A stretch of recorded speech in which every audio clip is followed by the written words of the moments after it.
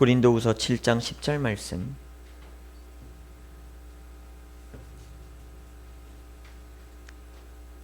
다 찾으셨을 줄 믿고 우리 같이 함께 한 목소리로 읽도록 합니다.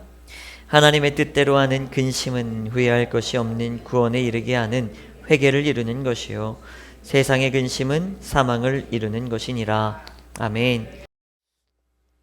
영광 요구는 시험이 끝났다고 하고 대학생들은 시험을 어떻게 잘 봤는지 모르겠고 우리 서희는 시험 잘 본다고 했는데 생애 첫 마주하는 시험이 어땠는지 잘 모르겠습니다. 다들 잘 봤을 거라 믿어 의심치 않습니다. 그죠? 저는 믿어요. 네, 괜찮아요. 저도 중학교 고등학교 때 공부를 못했으니까요. 대학생들이 문제죠. 전 대학교 때 그래도 하나님을 만나고 열심히 A 플러스를 맞았으니까 우리 대학생들 그죠? 민진아, 네, 그럴 겁니다. 시아야, 네, 멋쩍은 미소는 A 플러스를 향한 웃음이길 간절히 바라보면서 네, 시험날을 잘 봤을 건데 우리가 시험 기간이 되면 꼭 대두되는 종족들이 두 부류로 나뉘어요.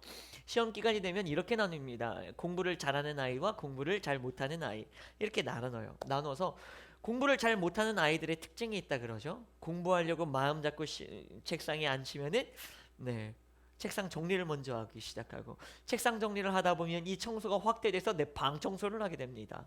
방 청소를 하죠. 방 청소하고 이제 심기일전하여서 공부 한번 해봐야지 하고 앉았더니 뭐 어때요?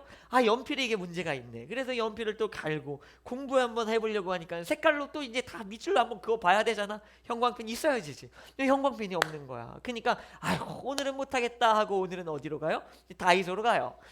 사러 갑니다. 그래서 다이소에서 막 해서 이제 심기일전하여 공부 좀 해야지 하고 앉으면은 시간이 너무 오래 지났고 에너지를 너무나 많이 소비한 거야. 그러니까 뭐 하기 시작해? 이제 자야지 뭐. 공부가 눈에 들어오나? 안 들어오지요.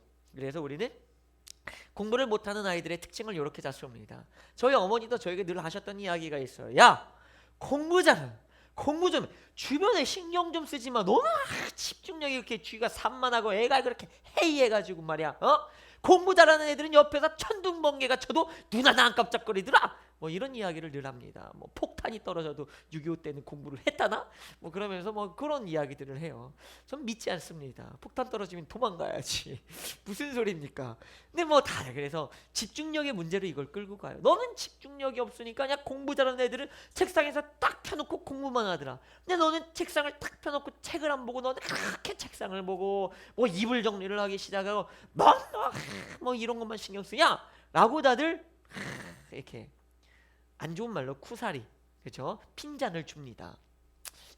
이러한 이야기들을 접하면서 이게 집중력의 문제구나라고 우리는 그렇게 문제점을 그런 식으로 의식을 바꿔서 조금 귀결시켰던 이야기들이 있어요. 근데 제가 박사는 아니에요. 뭐 심리학적으로 박사는 아니지만 제가 그래도 나름대로 좀 공부를 해본 바, 연구를 해본 바 그 문제는 아니에요. 여러분, 놀라운 사실을 알려드리겠습니다. 공부를 잘하는 아이들과 잘하지 못하는 아이의 차이는요, 그 집중력의 문제가 아니었어요. 진짜 문제는 뭔지 아십니까? 집중을 할 수 있는 상황, 환경의 문제였다. 놀랍죠? 이게 어떤 의미냐? 공부를 잘하는 아이들은 왜 그렇게 시험 기간에 책만 딱 펴놓고 공부에 열심히 집중을 할까요? 이유는 하나예요. 얘네는 늘 공부를 해왔던 아이들이거든. 그러니까 늘 주변 환경이 어때요? 공부를 하기에 가장 좋은 알맞은 환경이 되어 있어요. 여러분들의 방은 어떻습니까? 여러분들의 방, 여러분들의 공부를 해야겠다 하면 여러분들의 주변 환경은 어때요? 공부를 딱 시작할 수 있는 환경입니까? 아니죠. 핸드폰 하기 딱 좋은 환경이고 누워서 만화책 보기 딱 좋은 환경이고 늦잠 자기 딱 좋은 환경이고 늦잠 잤으면 대충 허물만 벗고 빨리빨리 학교에 지각하지 않고 갈 수 있는 최적의 환경으로 되어 있습니다. 바꿔 말하자면 공부를 하기 위해서는 이 환경을 바꿔야 되는 거예요. 그러면 공부를 하기 전에 이 환경을 바꾸는 것에 있어서 너는 하여튼간 집중력의 문제라고 말하면 그 사람이 문제인 거예요. 공부를 하기 위해서 이 환경을 바꾸는 것이 맞습니다. 저의 단적인 예를 들어볼까요? 저는요 이제 대학교 때 공부를 해야지 하면은 저는 조금 제가 공부를 안 했던 게 있으니까 저도 벼락치겠습니다. 여러분 평소에 뭐 그렇게 공부 열심히 하지 않았어요. 벼락치기를 하면 저는 늘 3주를 잤습니다. 3주를 잠아서 시험 3주 전에는 뭐를 하느냐? 필요한 것들을 사고 청소를 하고 준비를 해요. 공부할 수 있는 환경들을 만들어냅니다.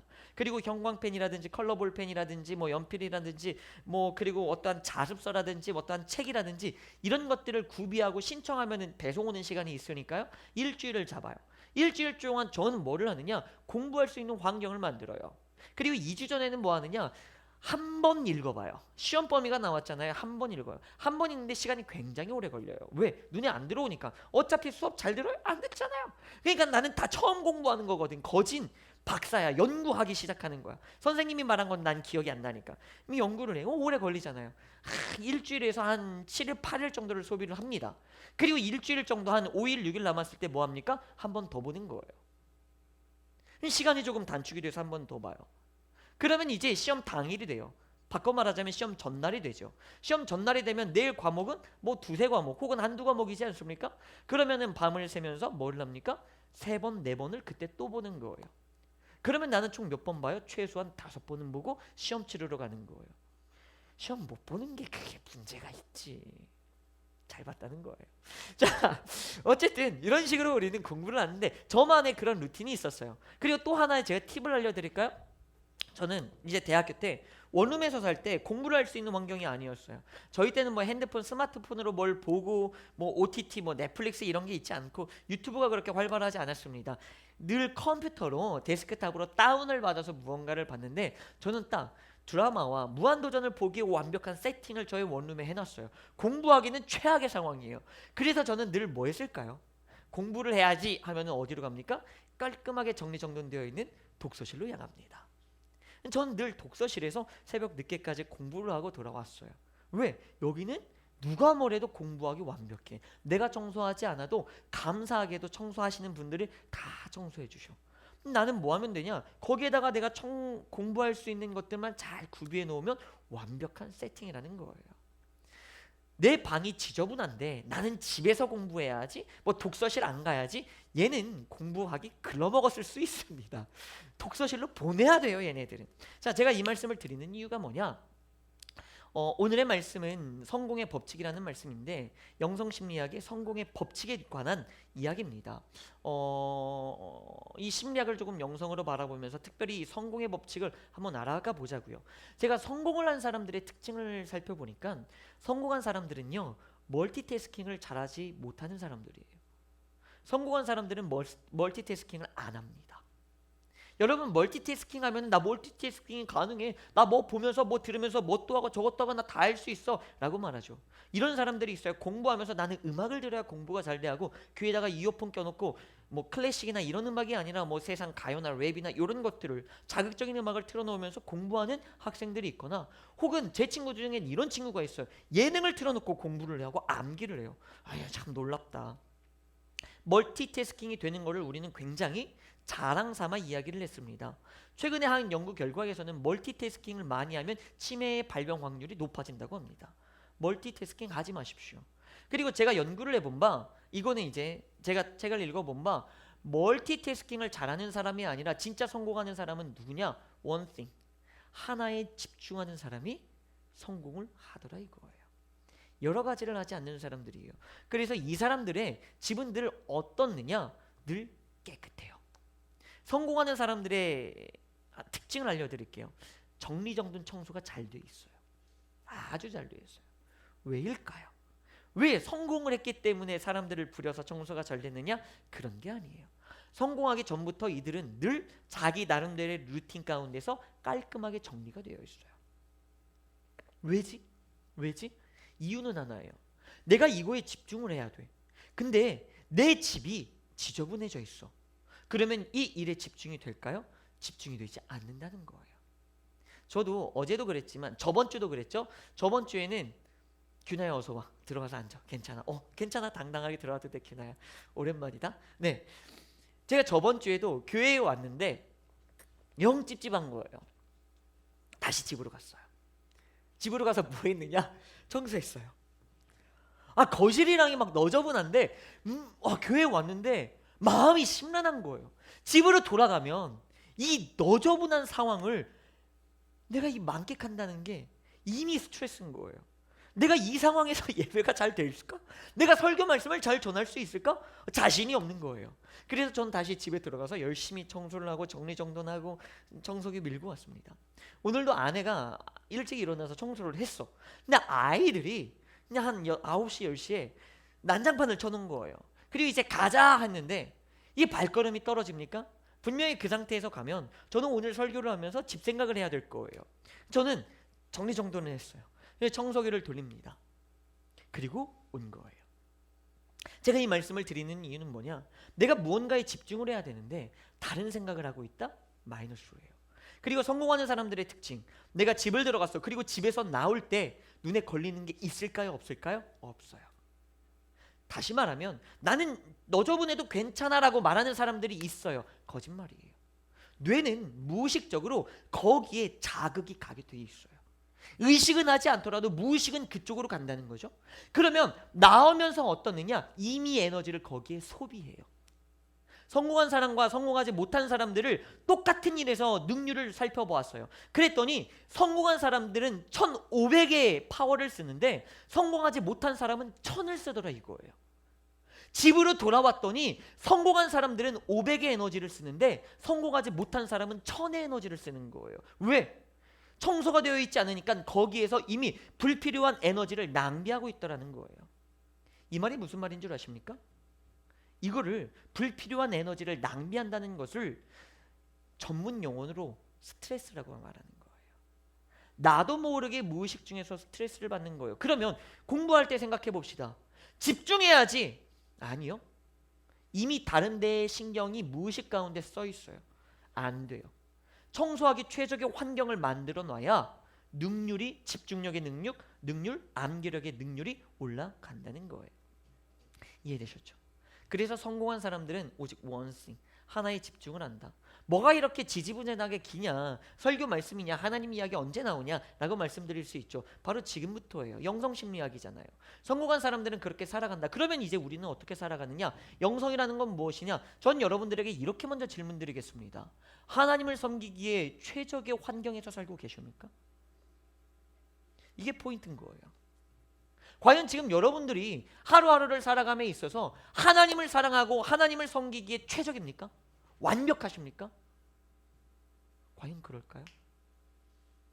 자, 감리교를 창시한 존 웨슬리 목사님은 이렇게 말씀하십니다. A single eye. 눈이 하나밖에 없나요? 단망경으로 오직 주님만을 보겠다는 거예요. 하나의 눈으로 오직 주님만을 보겠다. 즉 신앙의 영적 집중력을 의미하고 있는 거예요. 믿음이란 뭡니까? 하나님만을 바라보는 거예요. 어마어마한 집중력이겠죠. 신앙은 그렇게 나아가는 거예요. 그런데 이 신앙의 집중력 속에서 다른 정리되지 않은 세상의 것들이 있다고 생각을 해봅시다. 그러면 어떨까요? 스트레스 받는 거죠. 무의식 중에 그쪽에 계속 에너지가, 나의 영적인 에너지가 소모되는 거예요. 그러면 나의 영혼은 어떨까요? 나도 모르는 사이에 큰 일을 겪지도 않았는데 이미 지쳐가는 거예요. 영혼은 뭐 죄를 짓거나 이런 게 아니야. 그런데 영혼은 이미 지쳐가. 이러한 상황에서 영혼은요 아주 작은 걸림돌에도 무너지고 침몰하는 거예요. 좌절하고 실족하는 거예요. 영적인 정리가 되어 있지 않기 때문이라는 거죠. 그래서 우리는 어떻게 해야 됩니까? 영적으로 살아갈 수 있는 최고의 환경, 최적의 환경을 만들어 가야 돼요. 물론 맞아요. 신앙이란 무엇입니까? 범사에 감사하는 거예요. 모든 것을 모든 상황에서 모든 환경에서 나의 주님을 사랑하는 거죠. 맞아요. 맞는데 교만하지 마세요. 그렇게 살아갈 수 없습니다.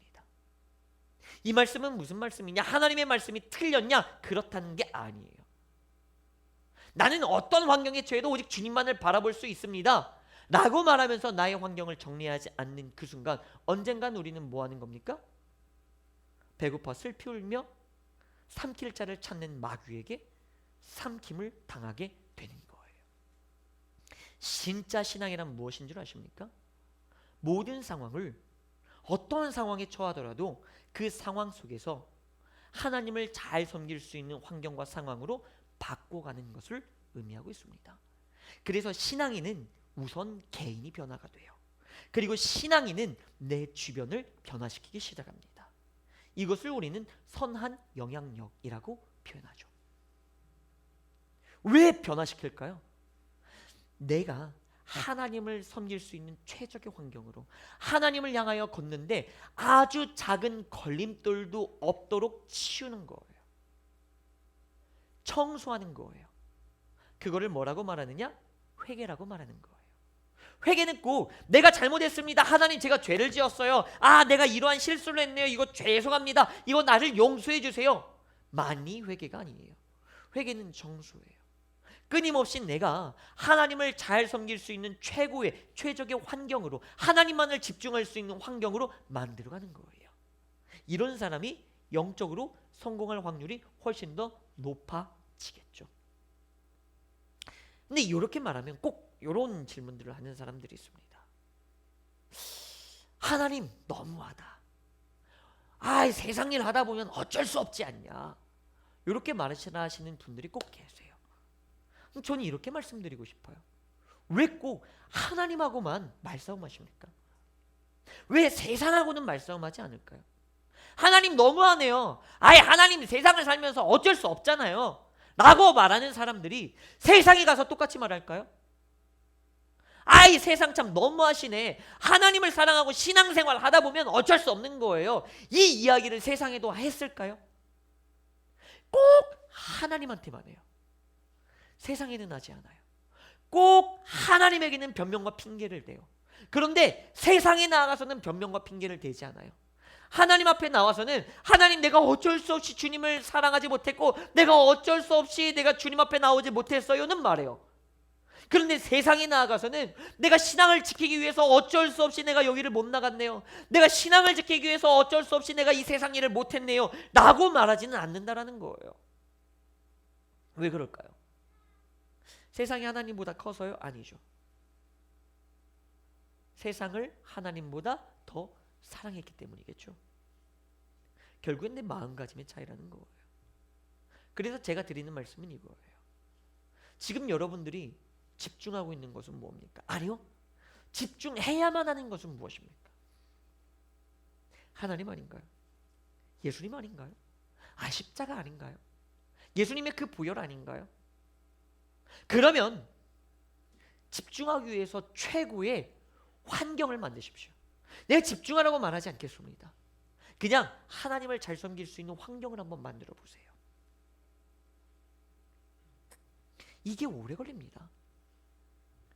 열처녀의 비유를 아실 겁니다. 기름을 준비한 슬기로운 5처녀, 기름을 준비하지 않은 미련했던 5처녀. 그들이 기름을 준비할 시간이 없었던 걸까요? 아니죠. 시간은 있었죠. 그 시간을 허송세월 보냈던 거겠죠. 지금 여러분들에게는 감사하게도 다행히도 시간이 있습니다. 오래 걸려도 괜찮아요. 준비하십시오. 지금이 준비하실 시간이에요. 내가 하나님께 집중해야지. 내가 하나님만 바라봐야지. 지금 내가 하나님 딱 바라보고 마음 결단하고 빡 보면은 하나님이 보일까요? 아니에요. 하나님이 보였다가도 금세 시선은 옮겨지게 되어 있어요. 그러니 하나님을 먼저 바라보기 이전에 뭐를 하자는 거예요? 회개하자는 거예요. 청소하자는 거예요. 환경을 바꾸자는 거예요. 그래서 감리교 신앙은요, 믿음 이전에 회개가 있어요. 회개를 먼저 하고 그 다음에 믿음의 단계로 올라가자라고 말하는 게 감리교 신앙이거든요. 청소를 먼저 하십시다. 여러분들을 끌어내리고 있는 모든 것들을 청소하십시오. 원수가 있습니까? 사랑하십시오. 원수를 만들지 마십시오. 제사 지내기 전에, 예물 드리기 전에 먼저 다툰 자가 있으면 화해하고 오라고 주님이 그러시지 않습니까? 조금이라도 걸리는 것들이 있다면 다 해결하고 가십시오. 죄가 있습니까? 해결하고 가십시오. 죄를 어떻게 해결할 수 있는 방법이 없어 보이십니까? 아니요, 그렇지 않을걸요. 저는 확실하게 알아요. 환경을 바꾸면 죄는 해결이 됩니다. 모든 것의 문제는 환경이에요. 환경을 바꾸시기 바랍니다.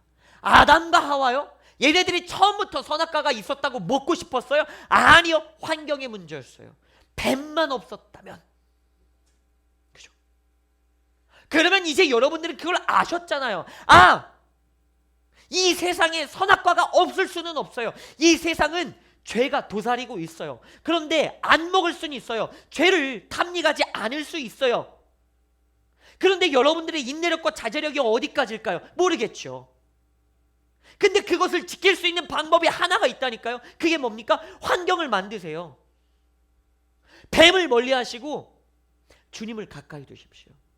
하나님이 가까이 있으면 뱀은 나에게 못 오거든요. 하나님과 떨어져 있으니 뱀이 나에게 다가올 수 있는 환경이 됐고, 뱀이 나에게 다가왔으니 한 번, 두 번, 10번, 100번 나에게 뱀이 대쉬하니 한 번 정도는 넘어지는 거예요. 근데 그 한 번 넘어졌다가 에덴 동산을 뺏겨버리는 경우가 있습니다. 그러니 여러분들이 하셔야 될 건 뭐예요? 뱀을 조심해야지가 아니라 뱀 자체를 멀리 하십시오. 아예 없애십시오. 그리고 늘 나의 환경을 어떻게? 주님과 가까이, 주님이 함께하는 환경으로 만드시길 바랍니다. 그래서 지금은 은퇴하셨지만 선한목자교회에서 예수님의 사람이라는 책으로 꽤 유명하셨던 유기성 목사님이 계시는데, 그분은 이렇게 하셨다고 해요. 이제 교회에서 우리 교회는 참 감사하게도 회의할 때 싸우지 않아서 너무나 감사드리지만, 이제 큰 교회나 이럴 때는 의견들이 많을 수 있잖아요. 하고 싶은 해야 할 사업들도 많고, 그러다 보니까 조금 언쟁들이 있다는 거예요. 조금 기분 상하게 감정적인 대립들이 있대요. 그래서 이 유기성 목사님이 하셨던 방법이 하나가 있습니다. 십자가를, 손에 줄 만한 십자가를 들고 말할 때 십자가를 넘겨서 십자가를 쥐고 말하게 하는 거예요. 그랬더니 사람들이 어떻게 하느냐, 화를 내고 싶은데 내 손 안에 십자가가 있으니까 화가 나서 연필은 집어던지겠는데 십자가는 차마 못 집어던지겠는 거야. 아, 십자가가 있는데 내가 욕은 못 하겠는 거야. 이해되세요? 환경이 그러하니 10번 할 거 한 번으로 줄어드는 거예요. 욕할 거 욕은 안 하고 참아내는 거예요. 환경이 그만큼 중요하다니까요, 여러분. 그래서 저는 오늘 여러분들에게 말씀드립니다. 영성심리학의 두 번째 시간, 성공의 법칙은요, 환경을 변화시키길 바랍니다. 그게 영적으로나 육적으로나 성공하는 방법입니다. 이제 함께 기도합시다. 오늘의 말씀을 가지고 오늘의 말씀을 위하여 함께 기도합니다. 최고의 집중을 위해서는 청소해야 합니다. 오직 하나님께만 집중하기 위해서는 회개해야 합니다. 여러분들이 내려놓아야 할 것이 무엇입니까? 여러분들이 이제는 포기해야 할 것이 무엇입니까? 여러분들이 이제는 버려야 할 것이 무엇입니까? 여러분, 이 시간 묵상하시면서 주님 앞에 결단하시길 바랍니다. 그리고 더욱더 나의 주님만을 바라면서 주님께서 나와 함께해 주셔야만 합니다. 주님께서 나와 동행해 주셔야만 합니다. 우리 이렇게 또한 간구하시면서 주님 앞에 기도하며 나아가도록 합니다. 주님의 이름 3번 부르짖고 기도합니다. 주여, 주여, 주여.